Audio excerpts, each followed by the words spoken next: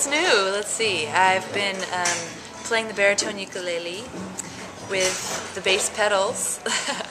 What do you mean? Well, you know I'm a bass player, Yes. and I used to play in a band with my sister, and then she moved to California, and I was playing the bass with her and singing, and now that she's gone, I decided to start playing the baritone ukulele, which I've played for 25 years, Yeah. but play it as, you know, a soloist, and then adapt my bass lines to keyboard bass pedals. So I have a set of keyboard bass pedal synthesizer pedals, and I play my bass lines with my feet. I've been doing Kind that. of like a Hammond B3 player. Yeah, just like an organ. Yeah. Exactly. Yeah. It's really fun. And sing. So now I'm doing 3 things at once. And what kind of material do you do with that? Well, right now I'm going through my original repertoire, so I'm learning all of my tunes in this configuration of instruments. A lot of my original songs about the earth, the environment, philosophy, life, you know, humanity. Yes. But I'm That's also, what we expect. Sure, of course. But I'm also planning on learning the Middle Eastern repertoire that I already know on bass, adapting that to the pedals, and then playing my violin on top of it to play melodies and bass lines with the violin and the pedals. What's the challenge with that? Really, it's just building the muscle memory, you know, and as I build the muscle memory, then I have freedom. Once my feet learn how to make the sounds automatically without my thinking, you know, go straight from feet to ears, you know, then it becomes a lot easier. So I just practice a lot. I've always wondered how things go from heart to head to hands. I'm trying to skip the head part. I'm trying to learn how to go straight from heart to hands, or heart to feet in this case maybe. Yeah. I've often wondered about that as I meant the keyboard. I mean the typing keyboard. How does it come out of my fingers? I don't know. Oh sure. I don't know. Muscle memory. Yeah.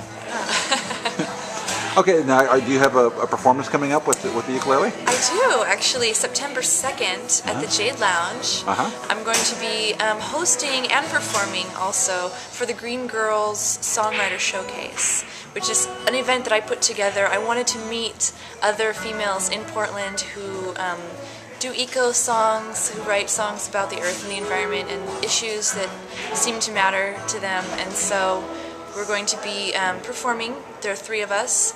I'm going to be probably opening the evening, and then I'll have Rachel Rice, a wonderful country singer-songwriter who moved here from the East Coast, and then Portland's own Alexa Wiley, incredible singer, has really, really thought-provoking material, very high-energy guitar player. So the 3 of us are going to make an action-packed, very green evening for everyone to enjoy.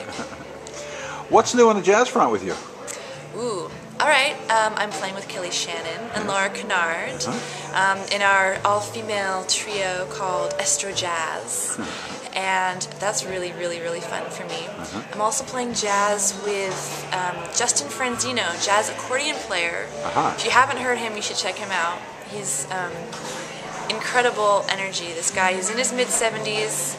He's got a beautiful white ponytail.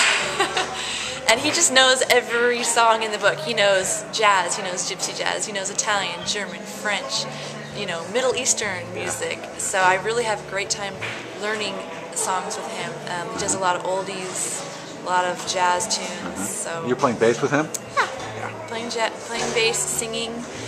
We do a really fun show. We do a first set is jazz, then our second set is more international, some gypsy jazz, some tangos, you know, and then our third set we start the Middle Eastern music, and I reappear as the belly dancer. Oh.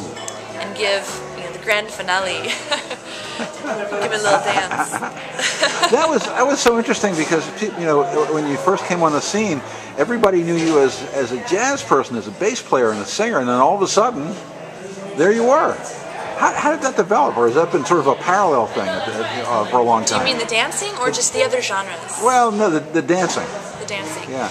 I've the whole been a dancer. The whole Middle Eastern thing. Oh. Yeah. Okay, well, I've been a dancer my whole life.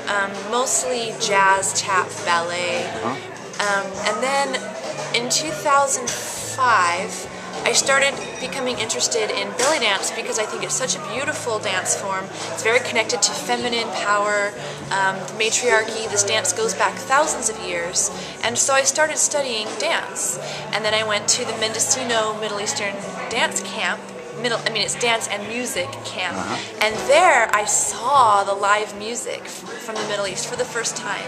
And when I saw those musicians and how very similar they are to jazz musicians, they improvise, they just are incredible musicians. Their time is impeccable. Their intonation is like nothing I've ever experienced. Even in the jazz world, I thought that jazzers really had it all when it came to intonation, but these Middle Easterners, they play notes in between the notes. And it's actually very interesting how jazz and Middle Eastern music are connected. If you think about the blues scale and the blue note, it's very African and Middle Eastern in its origins, so that would be a great paper to write someday. The jazz roots in the Middle East and North Africa. Really? But I just fell in love with the music and the elaborate melodies and the incredible rhythms, and I have always loved music that is for dancers, and dancing that is with a certain kind of music, and I've always felt a little bit cheated being a jazz musician nowadays when it's not really dance music anymore. And so the Middle Eastern music appeals to me because it's so rhythmic and groovy, and it's wonderful to dance to. And plus, like I mentioned also, the improvisational aspect of it and the intense quality of musicianship that I find. So I just started becoming interested. I played bass a little bit at this camp, I sat in, and then some Portlanders saw me and they pulled me into their bands, and now I'm playing in like 4 or 5 Middle Eastern groups here in Portland. Where can we see you? All over the place.